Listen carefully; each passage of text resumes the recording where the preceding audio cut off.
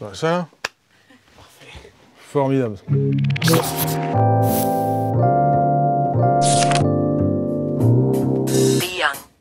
J'aimais bien les animaux préhistoriques. C'était vraiment les tout premiers, hein. C'est gros ça.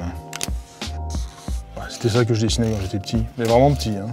Parce que je voulais être archéologue. Ouais. Je voulais creuser dans la terre et découvrir des tyrannosaures et des bestioles. Mais j'étais vraiment petit, hein. C'était pas des dessins politiques, hein. Je copiais les dessins dans les bouquins. Voilà en gros ce que je dessinais.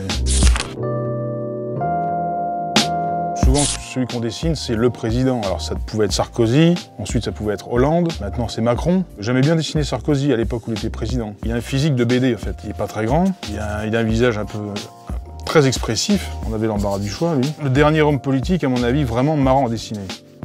Il avait des grandes oreilles, un grand nez, puis il était toujours très mobile, il bougeait beaucoup. Ça c'est pas mal aussi. Ce qui facilite la caricature, c'est quand le personnage il est déjà un peu caricatural.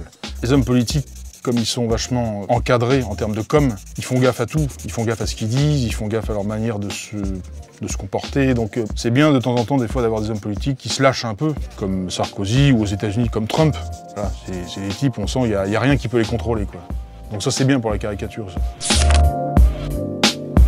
Moi je dirais peut-être c'est Marine Le Pen, parce qu'elle est vraiment, elle est démago. Elle dit des choses, je crois qu'elle y croit même pas elle-même. Elle pense que ça va ramener des voix, donc en fait, c'est souvent dans les partis extrémistes qu'en fait on trouve les gens les moins sincères, les plus roublards, les plus menteurs. Ça n'a ni queue ni tête, quoi. C'est vraiment de la démagogie, quoi. Donc tous les hommes politiques extrémistes sont à mon avis les moins sincères. C'est ceux qui font le plus de bruit, mais c'est les moins sincères. Voilà.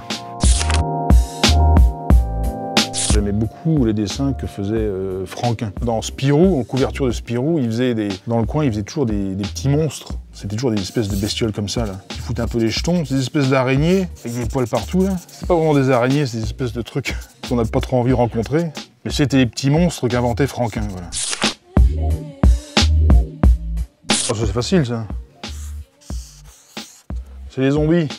Voilà. Il n'y a plus que les zombies qui soutiennent François Fillon.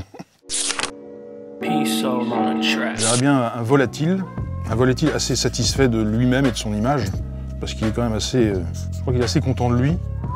Je dirais plutôt, ce serait un pan, voilà. Qui aime bien faire la roue pour épater l'assemblée.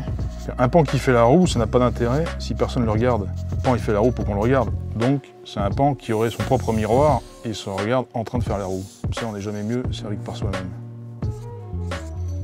C'est un peu ça, Macron. Il aime bien se regarder, quoi, en train de faire les choses.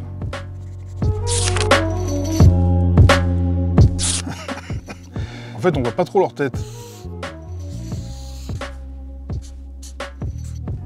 Les détracteurs de Charlie Hebdo, en fait, ils se cassent même plus la tête à dire ce qu'ils pensent. Voilà. Ils se cachent derrière des cagoules, quoi. Trump, il est marrant parce qu'en fait, il est président, il aurait jamais dû être président. Donc tout le monde, il n'est pas à sa place, mais il le sait. Mais le problème, c'est qu'on ne peut pas faire autrement. Il est complètement allumé, mais en fait, il n'est pas fou. Il représente quelque chose aux États-Unis. C'est pas qu'un dingue.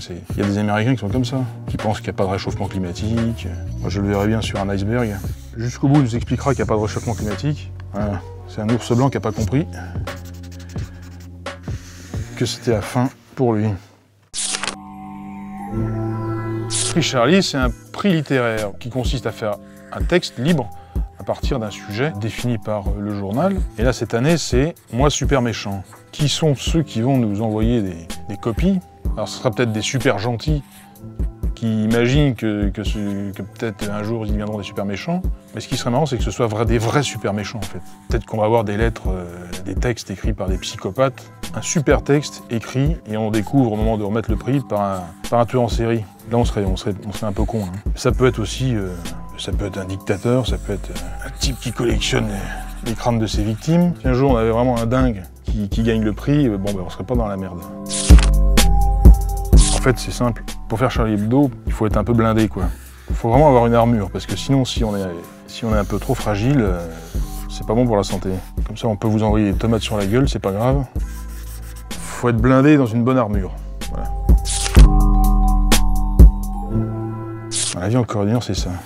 Comme c'est un régime qui est qui est une dictature, un régime militariste qui est tenu par l'armée, la police, enfin bref, tout ce qu'il faut pour rendre les gens heureux. En fait, la vraie vie sous Kim Jong-un, c'est dessous. Les gens qui vivent heureux sous Kim Jong-un, c'est les asticots, ils sont super heureux les asticots, parce que personne ne les fait chier.